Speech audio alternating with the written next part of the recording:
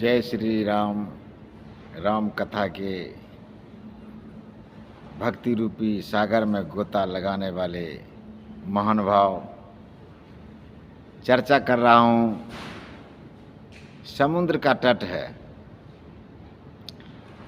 और बांदरी सेना, जामवंत, अंगद, हनुमान जी और सब सेना मैया जानकी की खोज में निकल पड़े हैं।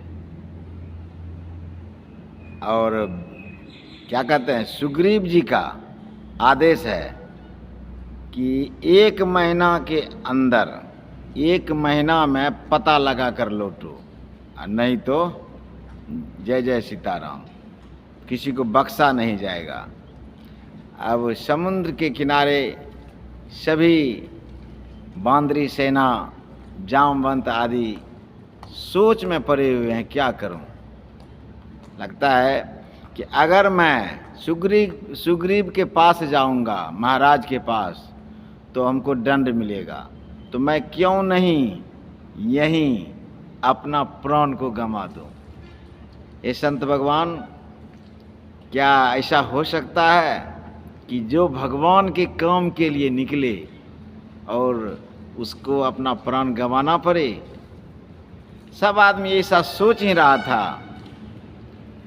कहते हैं गिद्धराज जटायु का भाई संपाति हंस हंस कर, मुस्कुरा कर बोले, ठीक है मरो, बहुत दिन से मुझे आहार भी नहीं मिला है। कहते आज दिन विधि एक ही बारा, मुझे विधाता ने एक बार ही इतना आहार देने जा रहा है। इस पर जामवंत संपाति से बोले कि गिद्ध में भी भांति भांति के लोग हैं। एक गिद्धराज जटायु हैं जो भगवान के काम के लिए अपने प्राण को न्यौछावर कर दिए। जैसे जटायु का नाम सुना, संपाति कहने लगे कि ए भाई तुम इधर आओ, तुम मेरे भाई का नाम कैसे जानते हो।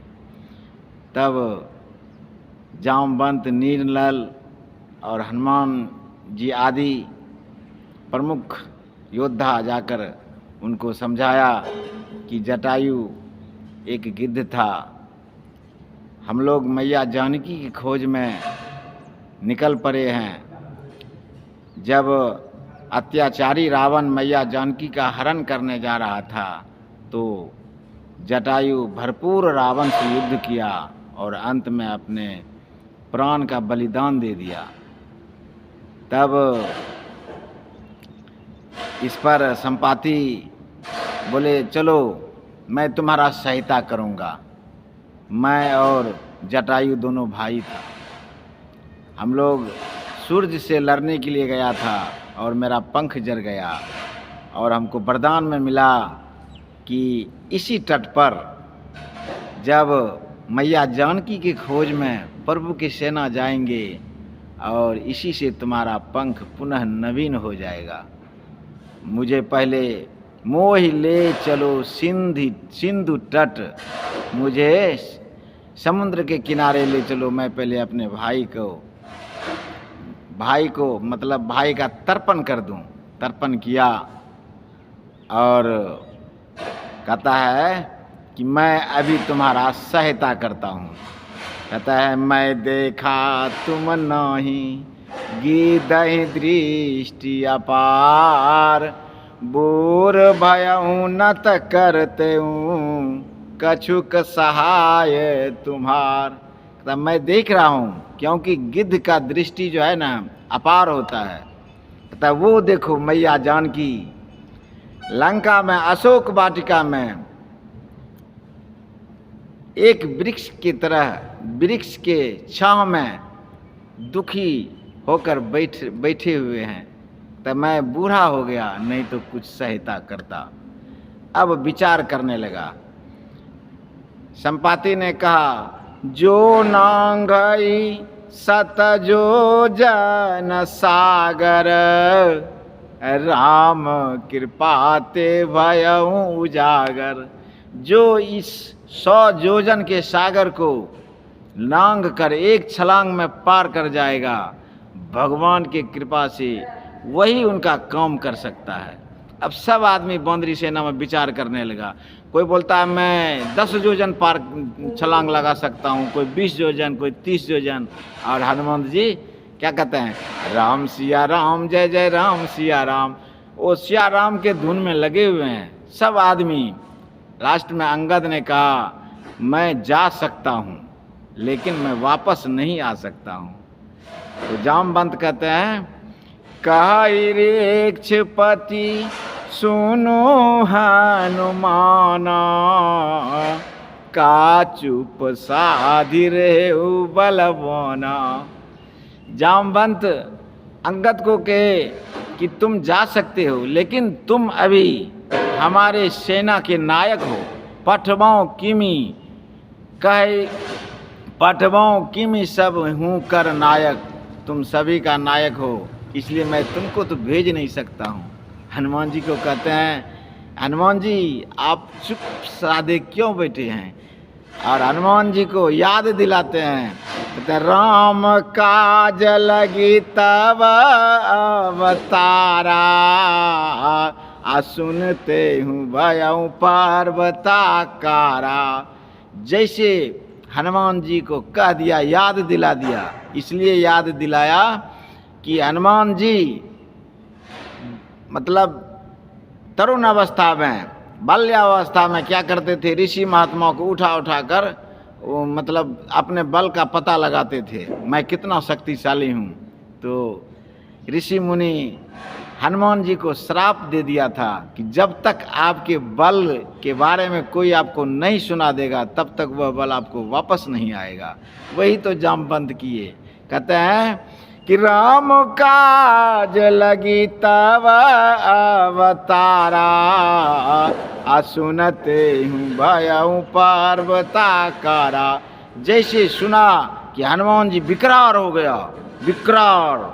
अब पूछ रहे हैं जामवंत से बताओ मैं क्या करूं, मैं पूरा लंका को उठाकर लेकर आऊं, रावण को मार दूं, उसकी सेना को मचोड़ दूं, क्या करूं बताओ।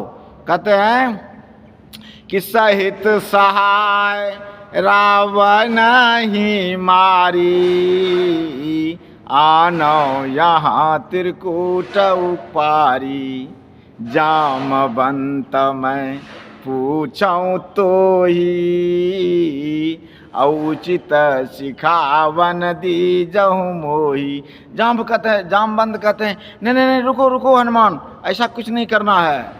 तो क्या करना है, तुम जाओ सिर्फ सीता माता का पता लगाकर बता दो प्रभु श्री राम को, तब प्रभु श्री राम जाएंगे। क्योंकि रावण का जो है उद्धार प्रभु श्री राम के हाथों लिखा हुआ है, तुम इतना मत करो। कहते हैं इतना करहूँ तात तुम जाई, सीता देखी कहूँ सुधि आई। तब निज भुज बल राजीव नैना, कौतुक लागी सैन कपि सैना। कपि सैन संग संघारि निश्चर, राम सीता ही आनी है।